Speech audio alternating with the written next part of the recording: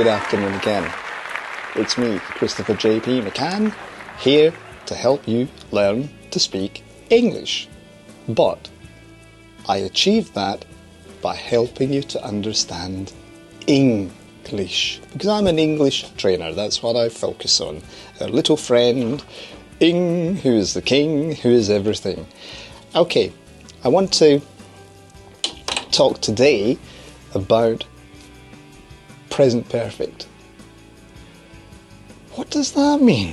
Perfect? Does it mean it's like the best tense you could ever have?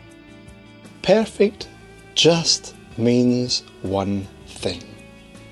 We will use the verb have to build our tense.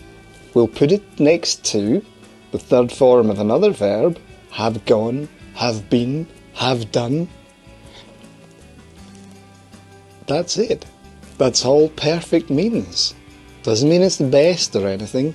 It means we have the word have in our tense.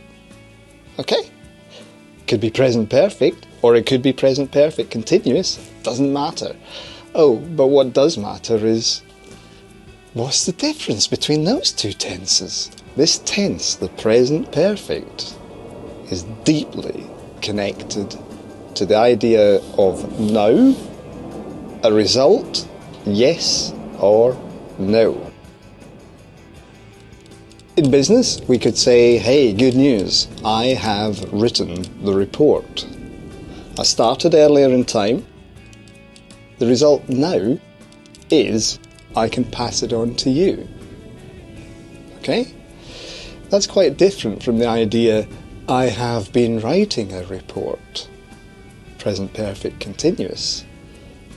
I have been writing a report tells you I have been doing it. It does not tell you, is there a result? Yes or no. If anything, there is a feeling that the result will come later in time. So although I have been doing it, there is no result at the moment because the speaker, in this case me, I'm focused on the doing part, not the result. And that is the difference between the present perfect and the present perfect continuous. Again, you should look online, do some exercises to prove that, but at all times remember my teaching. The present perfect, we will build a tense using the verb to have, plus the third form of another verb, have gone, have been, have done. Or present perfect continuous, doing it. Action, activity.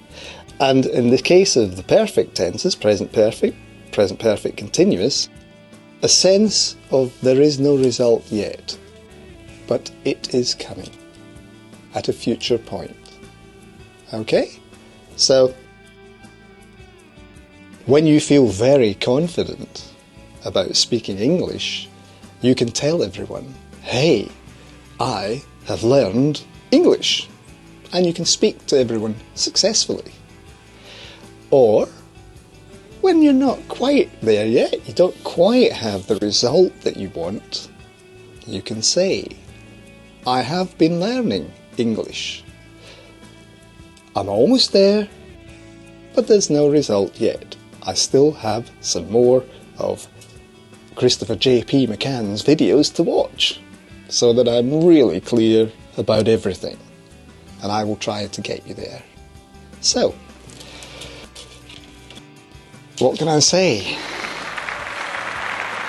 See you next lesson. And don't forget, Ing is the king, Ing is everything. Take it easy. See you soon.